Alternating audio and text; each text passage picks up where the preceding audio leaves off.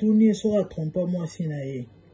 Blacko ça le but jamais. Peigner la CP le but. Tu es le genre d'homme. Ah oh toujours Luka. Ah wawa. Oh toujours CP la. Baja mi bali. Oh toujours. Tant malo ba toujours Luka. Exacte que non. Et à Lingi Blacko c'est pour va congolais bazar. Interpréter ma mabi. Ok. Boyoka. You over here. I'm telling you the truth. Guys, follow him. This is the type of men that we like in the community. Oh ça baja mi bali toujours Luka la communauté.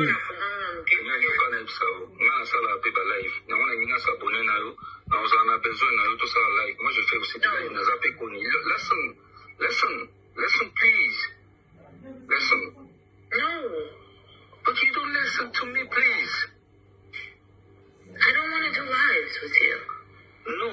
What I want you to do is not to teach Congolese people to understand. I don't want to talk to Congolese people anymore. They're not going to know. Because I don't want to. Dalimba sala live kwenye la zoboya. Yes, but I don't have to talk to them. Kwenye la bia ana pesa usulanga Congolese. Il y a le but que non, aligner ça live pour y à instruire ba Congolais. Listen, in life, omoni na mokili, ozala toujours na batu oyo bakolinga yo te, ozala pe toujours na batu bakolinga yo. That's fine. They are free to act like me, and I am also free to want to communicate with them or not want to. That's true. That's true. I don't want to, so I will not. There is nothing that you will say to convince me because I don't. I cannot convince you. How are you going to convince people? How you can convince someone if someone say you don't want it? Because you keep saying, but they're your people, but this, but that. You keep saying, but. That's trying to convince somebody. Yeah, but you say Congolese or no? I'm an American. Ah, atunye so za Congolais te. Kenya le bia za américaine, za nationalité congolaise te. That's nationality, but I still find that I'm Congolese because I'm from Congo. I grew up in Holland. Il pas le binenga pe na nationalité congolais te mais nazaka congolais. You decide that you want to claim that Congolese nationality. Congo does not allow people to have dual nationality. Il y a aussi une double nationalité. Prenez la ABC congolais et permettra à la place de la double nationalité. Il y a encore risqué nationalité américaine pour la congolaise parce que nous avons risqué la perte de nationalité américaine. Alors, jamais encore risqué à la nationalité congolaise. Alors, jamais encore la perte de nationalité américaine. Alors, la passeport américaine, nous Kenya, yo bon na Congo, bandeko. Bolanda analyse na ngai et puis na otela bino continuité ya conversation na bango mais en anglais balinga la ka ya nité parce que na message moins important que passer bolanda merci. Zambe na boya olatike mo vandina bo santu ozinga mina bajeno akoye mela kayo tongo pe kwa Zambe na boya olatike mo vandina bo santu ozinga mina bajeno akoye mela kayo tongo pe kwa MDG TV, une chaîne Want pour la cause de Christ. Mafuta ya sika, mafuta ya sika, mafuta ya sika. Bote bande de MDG de TV Mafuta sika zalinga webno la grande avec un grand G dans le cadre de l'actualité bande ko babolingo tobi actuellement ce qui se passe avec Mike Alambay. Alors du coup 2 jours à Tomoni Peniel, c'était hier ou avant-hier. Peniel pa eko bima kaka ninga mesana ko kundola mambo ya ex na ye ninga monisa ba pasi ayeko beta lisolongo lisusu bon je sais pas pour confirmer que tala moto yo ngana lobaka na bino bondima ngai te siko bomoni bisika toza lelo certainement. Alors bandeko j'étais juste de passage na TikTok na moni Blacko Samati na otchela bino conversation na ye na Peniel ya pendant 6 minutes.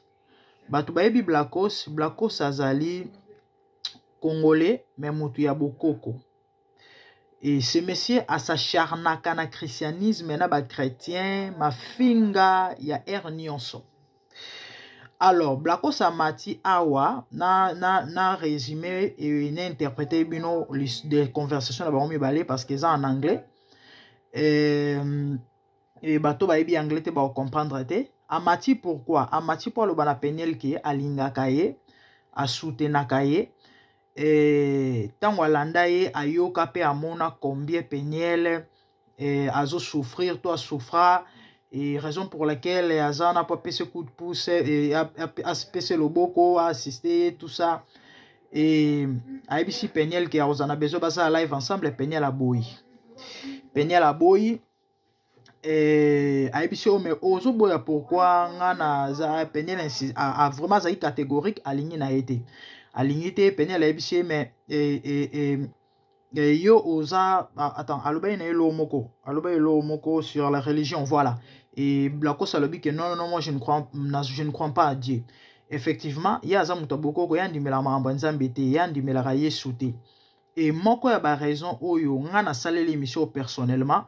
Et ça a été pour qui Peniel na Blacos, mais c'était plus pour un message par rapport à Blacos. Bandeko, moi, mobile wana, boyebi marmini na wazo sala actuellement, Blacos wana. Et bon, on a imaginé, il y a une miniature, mais bon, on a fait vidéo, oh là là, peigné, là, on dirait à Cathy Live, à nous, je sais pas, certainement, live est opposé, beau supporter, moi, caprice, voilà. Et live est opposé, à poser live, certainement, aussi, l'eau moko, à ozonga. Et quand si on a outil ça là, et vidéo moko, na posté mon TikTok, na rapport na Blacos, na pe sa Blacos message. Bon moni tang mutu soki bat ba osaka na nzambe to ba komi ko niye nzambe existence ya nzambe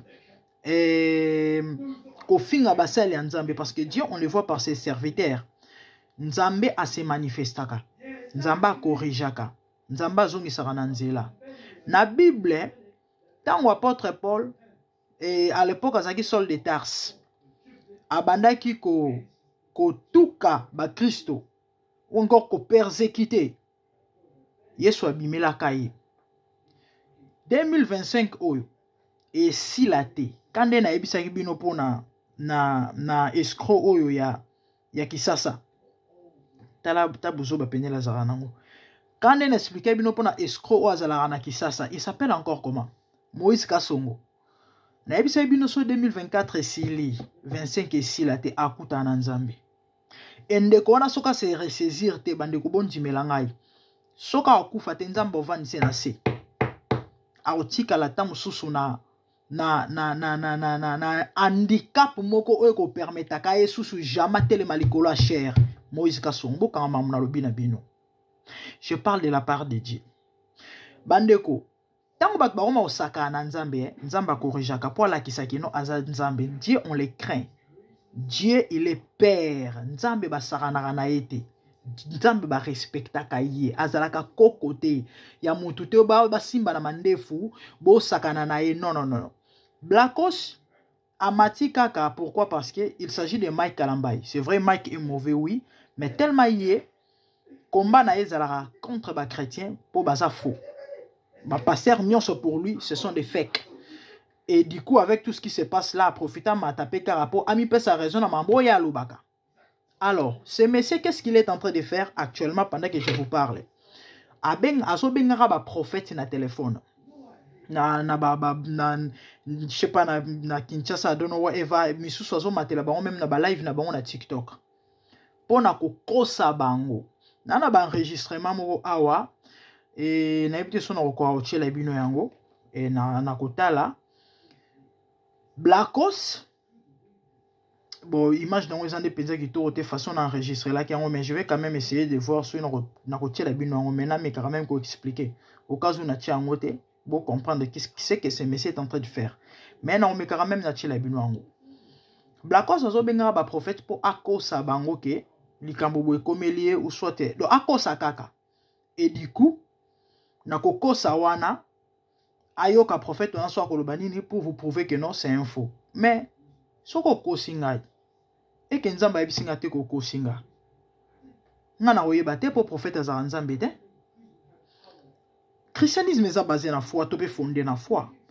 So yeko bisa net likama négativité o ezo komela yo. La première chose na ko encourager au kaka. Pasteur nyonso. Mutu moto na nzambe nyonso, mutu mwana nzambe nyonso sambela. So yeko lelela yeke na problème na zaboye. A ko encourager a ko biso ke no prend courage nzamba za capable. Et c'est ça. A kosi prophète moko ke azana Ukraine ba mindu kezo beta ba azana situation difficile akimi pasi na Congo a Yesu na poto a ebita ko sala ndenge nini. Pasteur wana lobine je vais prier Dieu. Nzamba obimiso bisiko zali mais pasteur makamni ozolo baba ge ba bombe zo kweyanga na ebisi oke na ebite so na ko bima na ko suka ndenge ozolo bana makambo nzambe. Pasteur ebisi papa. Nzamba ana nguya azana capacité et tellement azo répéter même chose. Prophète a bloqué parce que comment qui embêtement après abandi ko seka zo s'éclater na ko seka na ba batona zo pisa ba bomonde na comme c'est zo ba bomonde. En fait lui il se croit intelligent et pourtant mutasa zo bande zaï. Christianisme est basé na foi.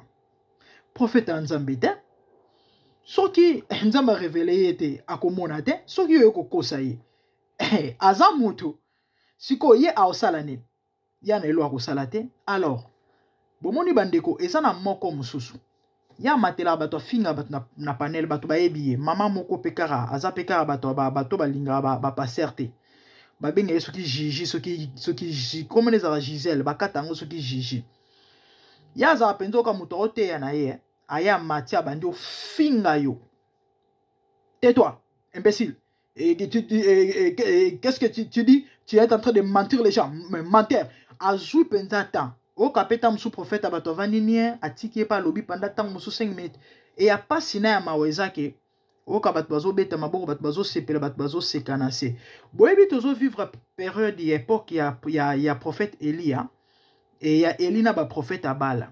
Elia lobi na batu jusqu'à quand clocherez-vous de deux côtés? Si l'Éternel est Dieu, allez vers lui. Si c'est Baal, allez vers Baal. Et ces gens-là parmi eux, ils appellent bateau ba fréquenter l'église, hein, ba kenda pe ba église, autant soupe ba benga pe ba pasteur, on a pas ba bundela pona bango, mais bango ne pe ba bazo sepela ta ba ofinga ba pasteur, tant ba ofinga kombo nzambe. Eza mamingi eza pasi. Mais boye ba ke nzamba za. Et tous ces gens-là qui supportent, qui soutiennent de telles bêtises wana, nzamba okuta na bino. Mais message on a na pour na blacos na bandeko wana nyonso. Même mama Congo nde ba finga ba pasteur ba sala nzambe na makambo nzambe 2025 nzamba lobi na ngana ebisa bino il va vous visiter. Ah oui, donc ce qui veut dire na visite wana yende mutoye ba soki a décider ni pona nani mais à ce que je sache parmi vous il y auront des gens au barobongo la mitema au ba témoigner Yesu. Et ba oba rozwa pe mbano ba rozala batu wana bandeko na mentionner bino na TikTok message ezai mokuse bo koma sujet ya effroi na ya terreur et ya crainte pona batu ebele po boye ba ke nzamba azalaka et ba sala nzamba solo bazalaka ba sakana na nzambe te. Oui nde message nga nazaki nango ya roya kopesa bandeko bo partager lenga vidéo oyo batu faut ba apprendre ko banga nzambe. Nous vivons les temps où livrer les blés et recroître ensemble. Bafo bazali. Et c'est même dans la volonté de Dieu que va exister. Parce que tant que sema qui semence yamabe, ba serviteur ba senga ki ba pikola yango mettre le bité, botika ngo ekole sika moko. Na tango moisson nga moko na koya kolongola semence wana. Yamabe.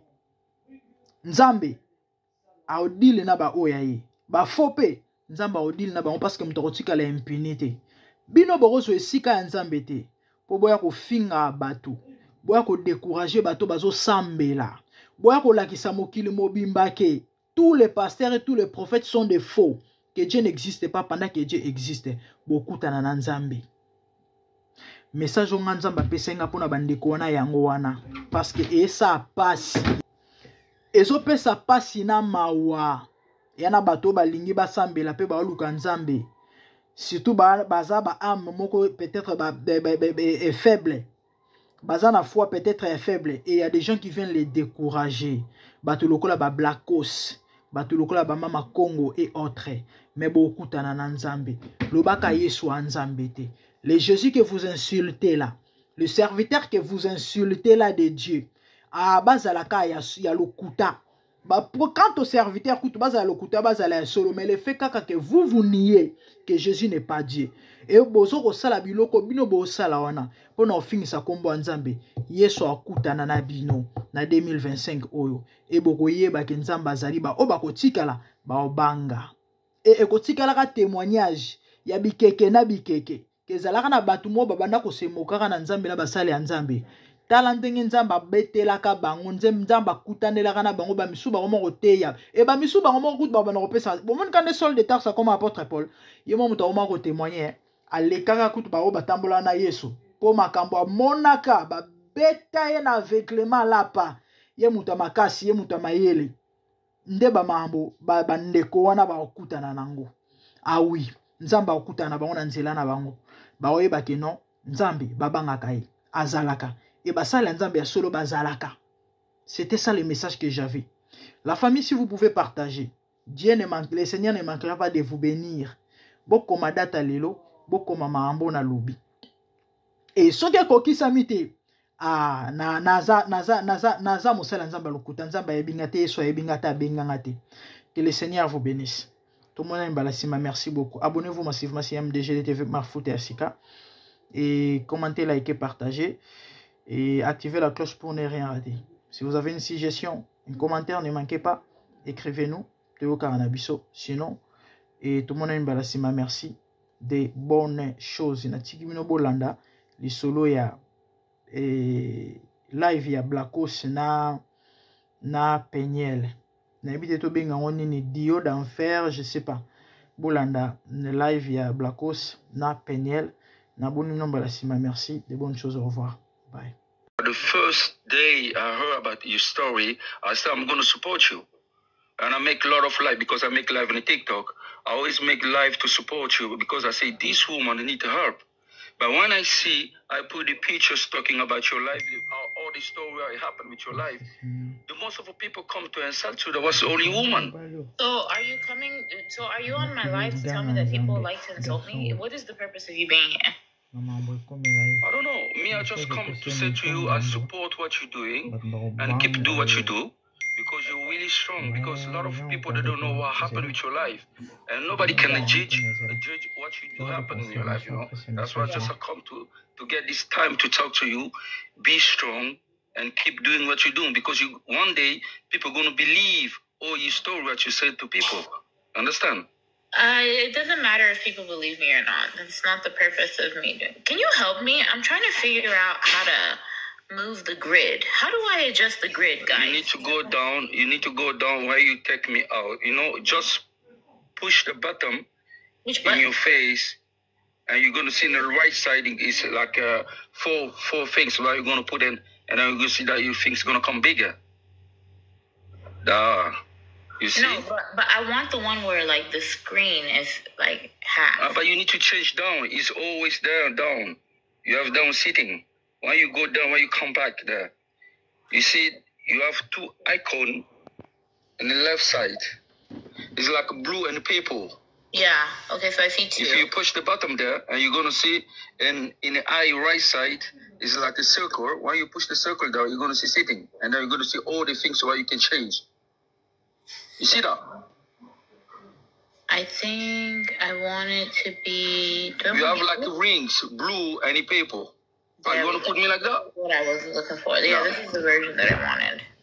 No, me, that's the opportunity I get. I always say that the day I'm going to get opportunity to talk to you, because I know how Congolese men, they are, you know, they don't know how to raise up for the woman. And I say, the day the people go to stay down to listen about all the story you say about your life, no one get through what you have get through for your life. And then the people, they don't need to disrespect you that one. Understand? That's why I say, for me, it's like you are example for most of women, they're suffering about the relationships.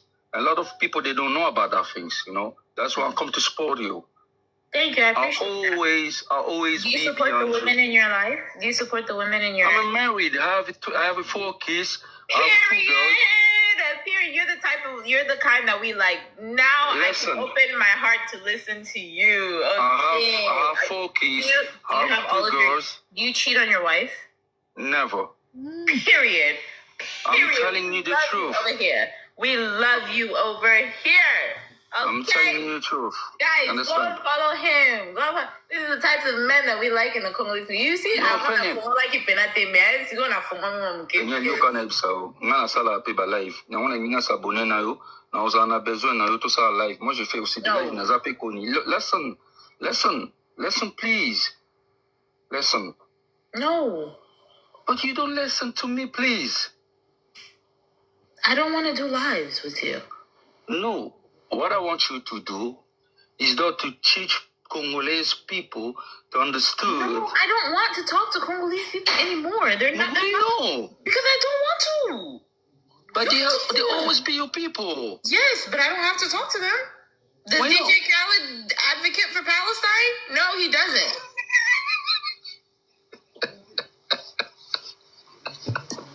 Listen, in life, omoni na mokili, ozala toujours na bato oyo bakolinga yo te, ozala pe toujours na bato bakolinga yo. That's fine. crois pas. They're free to Zélana like Sissa, me or Zélana not Sissa, to like s'il te me, plaît. and I am also free to want to communicate with them or not want to. That's true. That's I true. don't want to, so I will not. There is nothing that you will say to convince me because I I don't. cannot convince you. How you going to convince people? How you can convince someone if someone say you don't want it? Because you keep saying, but they're your people, but this, but that. You keep saying, but. That's trying to convince somebody. Yeah, but you see Congolese or no?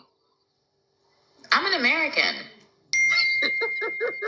I don't have Congolese nationality. Like, I'm an American citizen. Yeah, but me too. I have a Dutch nationality, but I still find out I'm a Congolese because I'm born in Congo. I grew up in Holland. I didn't grow up in Congo. No, but me too. I didn't grow up in Congo. I grew up in Holland. You decide that you want to claim that Congolese nationality. Congo does not allow people to have dual nationality. They don't. Excuse me. I'm still drinking champagne. No guys. worries. I might burp a little bit.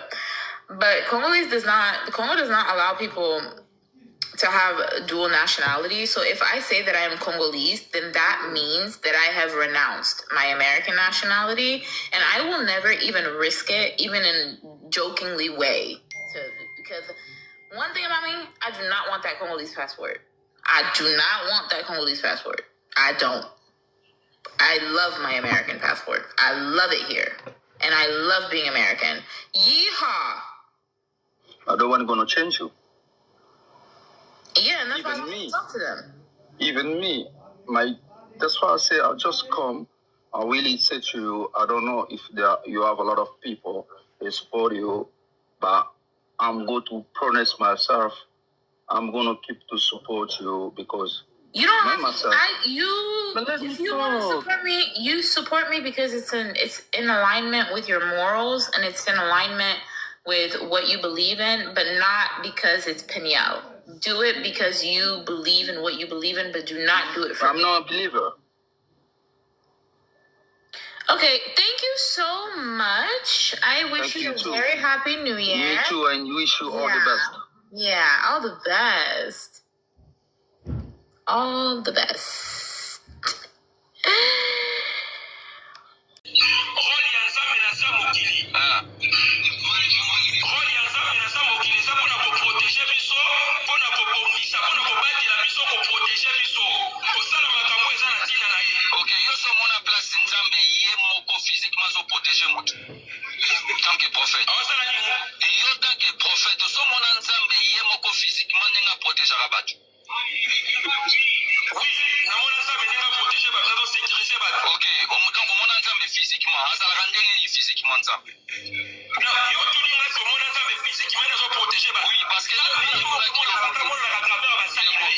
yoka prophète tosolola nabi tosolola s'il te plaît naye te mpona manque yo respect natunaki yo role na yo tanke papa na famille eza nini opesi ngai réponse ezalaki très bien sikoyo natuni yo question role ya nzambe na mokili eza nini olobi role na ye ezali mpona aprotege bato siko ngai natuni yo moko tanke prophète ndenge ozali awa osalaka balive ya tiktok olobaka nzambe alobeli yo somona nzambe physiquement ye nzambe azoprotege bato question natuni yango wana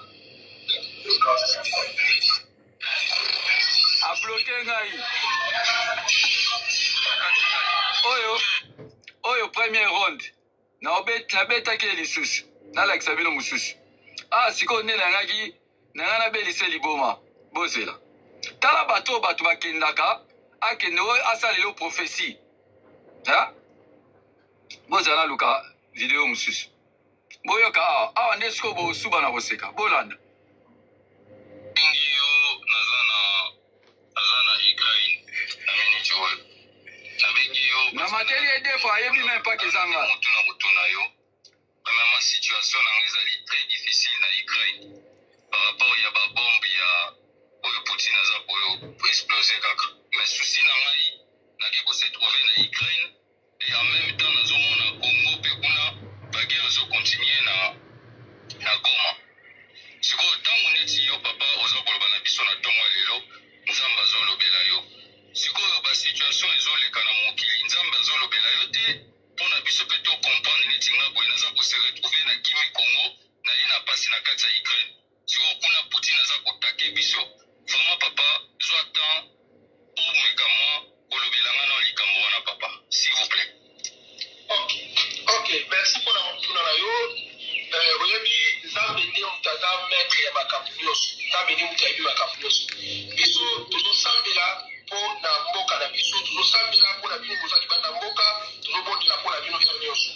C'est ça. Makambo mosusu tozomonela makambo na bango ya politique. Badumata nana silikite ya osilika. Pour la politique makambo na bango politique, eza ba koti na biso mboka. Biso na kapasité ya kosambela po na bango. Biso ndeto tozosambela po na bango ba date na biso, bango moko ba yebi ko arranger makambo na bango te, eza pasi mingi. Mais c'est important tosambela na bango pe kindaka ko bango na bango biso na peuple pinda et comment attaquer pourquoi parce que nous avons tant pour prier pour la bande pour la biso, nous avons tant pour prier pour la bango. Apelo nous avons mafia na bango na makambo na bango bo sala makambo na bango kuna. C'est ça le problème. C'est pas politique na bango. Biso là qui tosambela po na peuple, so bonne na ba protéger bango sécurité bango malgré tout bitumba na bango. Et bitumba na bango ça nteli ça bango ça qui va dans la bien. Donc on porte ma politique.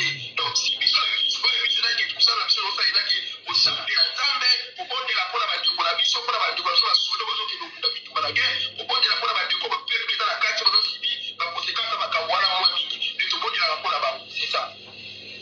Mais on répond na mutuna na maite papa on na dunia. Yo zango expliquer ngai ke yo. Mutuna na ngeza boya ngai siko na zango se retrouver na Ukraine. Ndenge nazali on naza retrouver na Ukraine. Et naza sur la bombe. Neti lobi dolala ki te pati ya ki ba missile. Putin abeta ki sou ba missile eza na local moko même pas 2 km parce que ça ki bato ba kufi 150. Ngai siko nazo ba te neni na kosala pona bima kote kuna. Mbongo pe naza na mbongo te siko na kosala neni.